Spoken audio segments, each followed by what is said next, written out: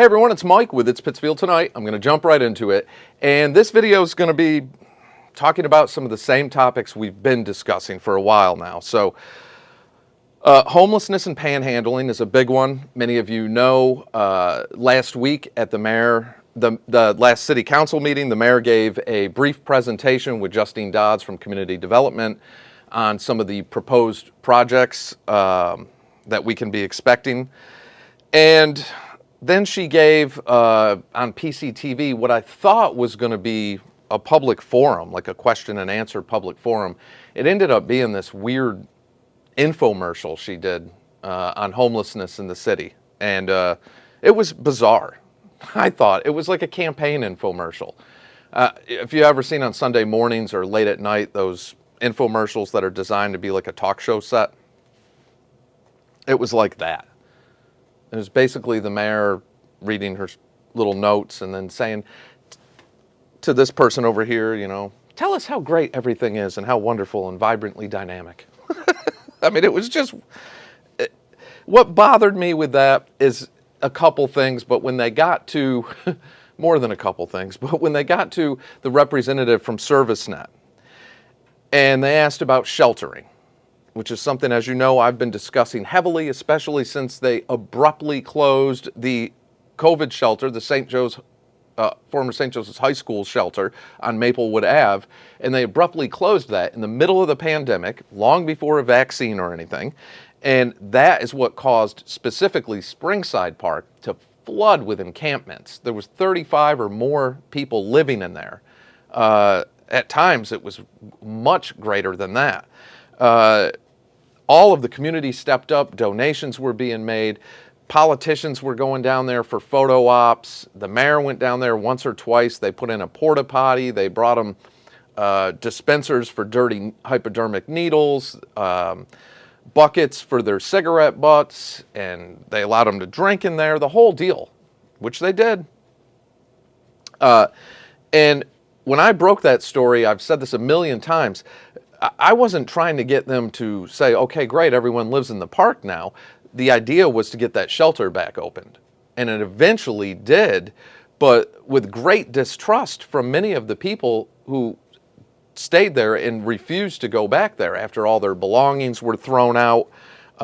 They said they weren't giving a warning correctly.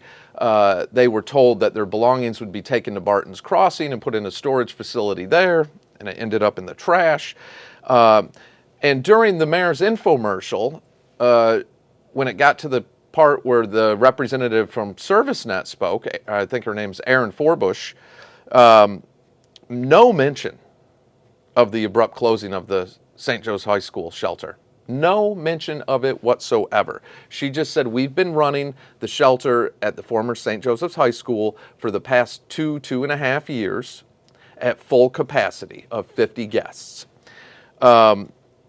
She talked about, you know, they hope in the spring that the First United Methodist Church will have 45 units there, 45 beds, that they hope that will be coming online by spring, the latest, and that when that happened, they would be closing their operations at the former St. Joseph's High School and moving there permanently. But zero mention of what happened in July of 2020, closing that. And if you remember, they first came out and said that the Diocese of Springfield told them they had to be out by August 1st. Our head of community development at the time, Deanna Rufer, put all over Facebook, she was putting statements out like that. During meetings, she said that the diocese told them they were being evicted, they had to be out by August 1st. The mayor came out and said that. Then, after everyone, their next story was that not enough guests were staying there. And ServiceNet came out and said that they moved 10 people back to Barton's Crossing at the time, and that there were 4 guests left that they placed in housing, which didn't line up with anything that the people living in Springside Park were saying. Their belongings were thrown in a dumpster where myself, along with somebody else, went through that dumpster to try to salvage what we could. And I found a backpack with an iPad. I found cell phones and chargers, housing applications, medication, 95% of what we found could not be salvaged. It was sitting in a dumpster in 90 plus degree heat. It was disgusting. I mean, I literally threw up a few times when we were doing that. Most of it could not be salvaged. Their clothes, shoes, all that, it was gone. So when that came out, then here's the statement that the mayor put out. ServiceNet provided guests with 3 weeks' notice of the closing. Additionally, residents were informed that if their personal items were left unattended for 10 days, then they would be considered unwanted and subsequently discarded by ServiceNet. Mayor Linda Tyre. And that's awful, for one, how that worked out and how much of what little things these people had left were thrown away. I will not forget what they did there. No mention of that. Not once. And if you remember also, the Parks Department, Jim McGrath, had put a statement out, I think it was in October of 2020, saying they have till December 1st and they have to get out of the park. And of course, I don't know what that was about, and that never happened, because here we are going into 2023 and we still have encampments down there. There's still buckets of human waste. There's still needles all over the place. I don't know. ServiceNet is claiming they're doing everything right. The mayor says we do everything with kindness and compassion and vibrantly, dynamically, whatever, if you watch that infomercial. But no mention of the important stuff that needed to be discussed, like what happened. No one ever said, hey, we made some mistakes, we've learned from those mistakes. No honest conversation like that. It was just how wonderful we are. And of course, one of the key talking points is we need to not stigmatize. Let's not be stigmatizing. That's one of the political talking points now to say. You just throw that out there when someone mentions homelessness. It's really unbelievable. So it was like a campaign infomercial. I got absolutely nothing out of it. The very end of it, I just shut it off. I couldn't watch it anymore. It was like watching that Plexiderm commercial about putting the stuff under people's eyes. So anyway, it's a serious topic. I hope we get a hold of it. I really do. I hope as a community we can put pressure on the city to provide the proper services needed for people, and we need to approach everything from a realistic point of view. You can't just throw political talking points out there and take homelessness and put it in one bucket. It doesn't work that way. Everyone has their own story. There are people, like when the discussion of the proposal for 28 units on the corner of Henry Ave and West Housatonic Street, and one of the members of the ARPA board even said homeless people don't have cars, so parking should never be an issue. When the reality is 40 to 45% of those in homelessness are living in their cars. And that car is their last link to everything they need, their job, a safe place to be. For anyone to think that, I've said this in the last video or a couple ago, it's crazy. That's a huge demographic of that population. And if you're going to put in 28 units, then you have to have parking for, 40 something spots. I said 2.5 in one video. It's 1.5 spots per unit. So, and then if there's staff, if there's delivery vehicles, you have to have parking.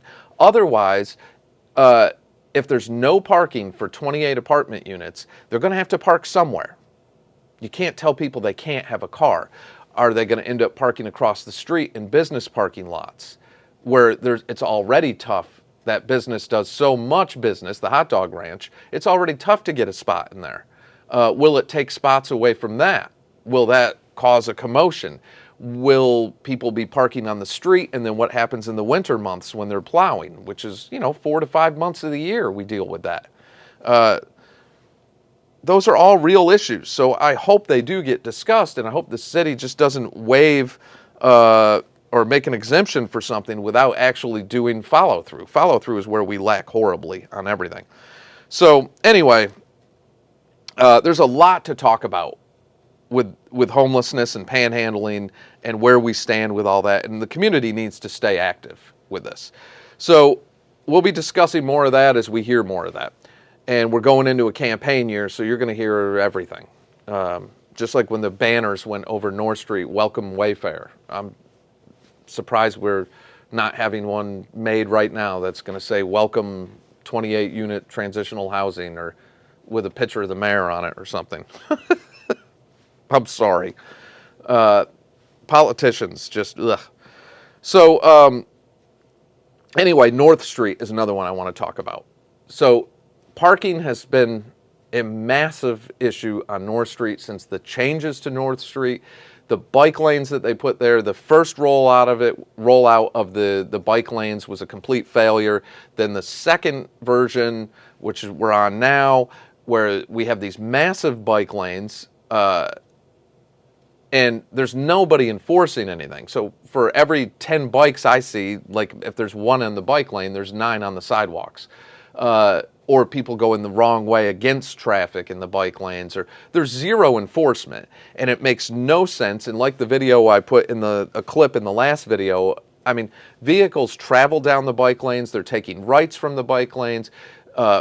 Parking enforcement, UPS, FedEx, all the delivery vehicles, they have to park in the bike lanes because they have to be able to do their job. There's nowhere else for them to go. And was that really the right fit? Like the scooters, the Bird e-scooters, were any of this the right fit for our demographic and our downtown? I don't think so. I don't think so. I think there's a better way to look at this, but let's not rush into things. But anyway, that being said, Downtown Pittsfield Inc. Director Rebecca Breen brought a recommendation to the City Council, and they referred it to the Traffic Commission that they're hoping they will consider and look at head-in diagonal parking and reducing the size of the bike lanes. Because North Street is, overall, it's a confusing mess that the majority of the community doesn't like. And it's evident. And, we've seen a lot of business leave North Street. And, we saw Mission now is going to be closing at the end of the month. And that was sad to see that. As a musician, I hate to see another music venue go. But Mission will be closing its doors permanently at the end of this month, at the end of October. So that's sad. And I don't know why they're going. I'm not saying it has anything to do with the bike lanes or any of that. I don't know the story at all. But I do know that we're losing another North Street business. So I was sad to hear that. But anyway, pay attention, people. Get involved. Stay on these topics. Talk to your counselors. If they tell you don't stigmatize everybody, just tell them to stick to the issues and be honest. I don't fall for any of the fluff. These elections coming up this year, council and mayor, people need to get involved and pay attention. Change is in the hands of every voter, and it's up to the voters to really step up and do something if you're unhappy. Or if you're happy, then vote for what we have if you want to see it continue on this path. But get involved, and I'll be talking about that from now until the election for the next year. I think it's going to take that much to get people actively involved. So that is it for now. Support local businesses. I'll have a bunch more coming up this week with other stuff. 193 Robbins Avenue, the Christian Center, their drive for winter clothing. Participate in that if you can. Anything you have, decent winter clothing. They're a great group, and they serve a lot of people that come through those doors. So they need big-time men's clothing. That's the biggest shortage they have, but all winter clothing, women's, children's, men, the whole deal. Hats, jackets, gloves, whatever you can give. So 193 Robbins Ave, the Christian Center. So again, for the 100th time, that's it for now. Take care of yourselves, take care of each other, and I'll catch you all in the next day or two.